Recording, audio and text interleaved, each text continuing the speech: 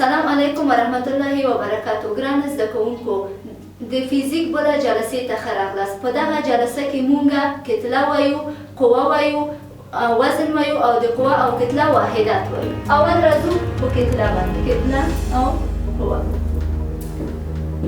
کتله د یوې جسم تشکیل کوونکې ذرات او مجموعه ته کتله وایي. د یوې جسم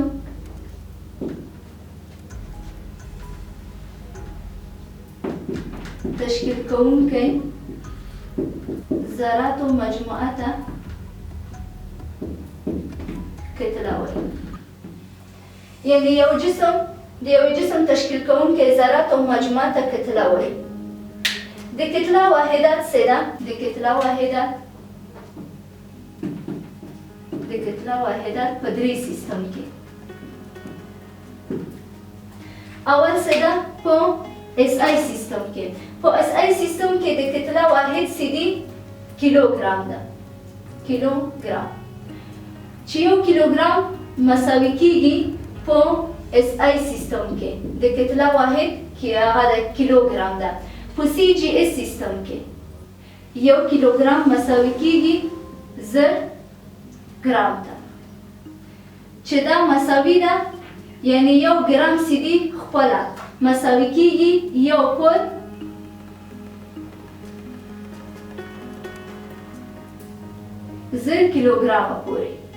یعنی دا مساوي ده په 10⁻³ کیلوګرام. یو سلک سیدی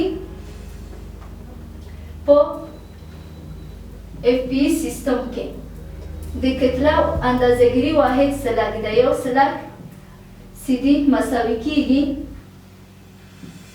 14.6 کیلوګرام ته.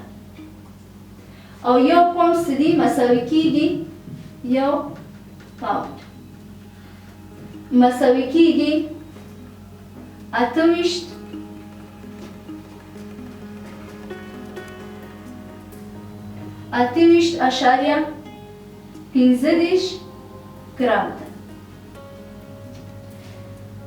د کتله واحدونه په درې سیستم کې. په اس آی کې کیلوګرام ده، په سی جی اس کې ګرام ده، په اف پی اس کې سلک ده.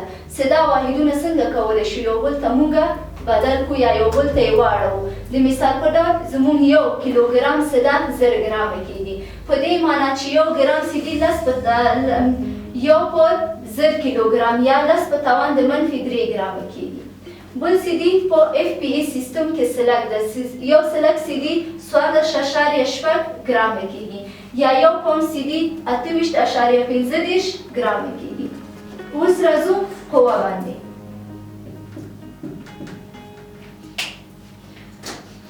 قوه د وکتورونو مقدار دی. د وکتور مقدار دی. دا یو عامل دی.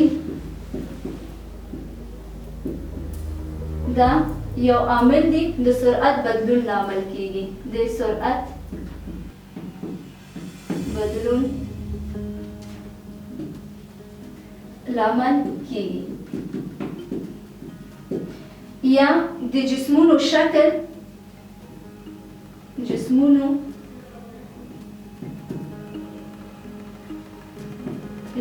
شکل بدلوي. خپله قوه څه ده؟ د هغه منابع له نظره چې منځته راځي. یعنی د قوه انواع نظر هغه منابع ته چې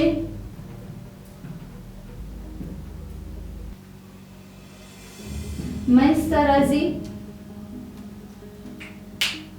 په لاندې ډول ده.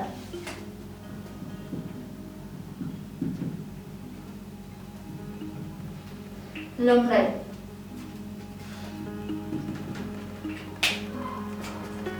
استحقاق ده، دویم سیدی ارتجاعیت ده، دریم سیدی برق ده، څلورم سیدی هستوي ده.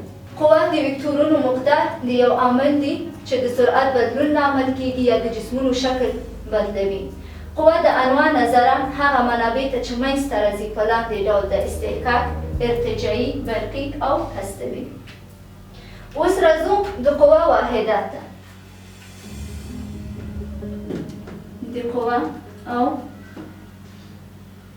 وزن واحدات.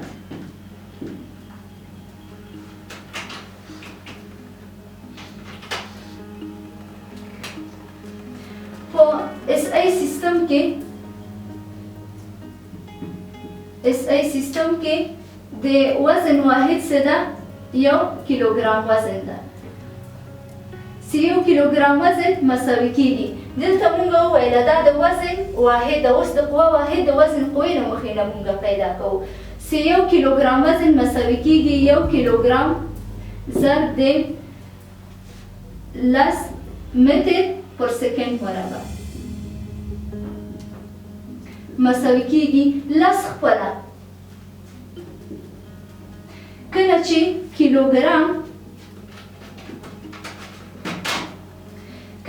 کیلوګرام ضرب د متر پر سکند مربع شي دا بدلیږي په نیوټن باندې. نیوټن دلته تاسو وګورئ ګرانه زده کوونکو مونږ د نیوټن هغه واحد ترلاسه کړله. د قوه واحد مونږ ترلاسه کړله چې عبارت د نیوټن څخه ده، خو کیلوګرام وزن سیدي د وزن واحد ده. راځو دوهمې ته په سی جی اس سیستم کې. ګرانه زده کوونکو مونږ په تېر درس کې هم ویلی و د وزن واحد په سی جی اس سیستم کې څه شی ده؟ ګرام وزن ده. ګرام وزن مساوي کیږي. اوس د قوه واحد مونږ ترلاسه کوو. سی 1 ګرام ضرب د 980 متر پر سکند مربع مساوي کیږي 980 خپله. 980 خپله. کله چې مونږ ګرام ضرب د متر پر سکند مربع کو دې نه یو واحد منځته راځي چې دې ته ډین ویل کیږي. ډین چې دا د قوه د اندازه‌ګیري واحد ده. اوس راځو په اف پی اس سیستم کې. په اف پی اس سیستم کې د وزن اندازه‌ګیري واحد څه ده؟ 1 سلک ګرام ده چې دا مساوي کیږي د سلک ګرام نه د قوه واحد مونږ ترلاسه کوو چې 1 سلک ضرب د 32 فوټ پر سکند مربع مساوي کیږي. دلته 32 خپله. کله چې سلک فوټ سره ضرب شي او بیا سانتي متر تقسیم شي د یو واحد منځته راځي چې البي یا پاونډ په نوم باندې یادیږي. دا هم د قوه د اندازه کولو واحد ده. دغه واحدونه چې ګورئ ګرانه زده کوونکو 1 ګرام څه ده؟ د وزن واحد ده. کوم واحد چې مونږ ترلاسه کړله نیوټن دا د قوه واحد ده. دلته په سی جی سیستم کې 1 ګرام وزن سیدي د وزن واحد ده، خو په آخر کې مونږ 980 دین ته برابریږي چې دین خپله د قوه واحد ده. په اف پی سیستم کې د وزن د اندازه کولو واحد سلک ده چې دا مونږ د قوه واحد سره چینجوو چې کیږي 32 البي یا پاونډ ته برابره ده. دا و زمونږ د قوه او د وزن واحدات. ګرانه زده کوونکو دلته مونږ وزن وویله چې وزن واحدات خپله اوس وزن وایو چې وزن څه شی ده؟ وزن تعریف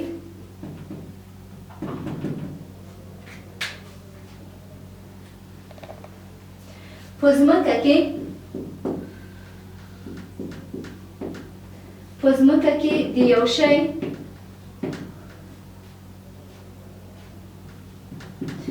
شی وزن د ځمکې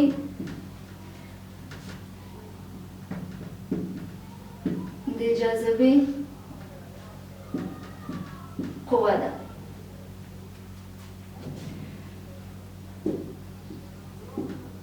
د دې اړیکې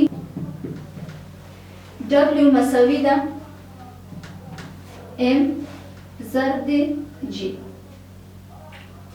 مونږ وزن تعریف کړ. وزن په ځمکه کې د یو شی وزن د ځمکې د جاذبې قوه ده.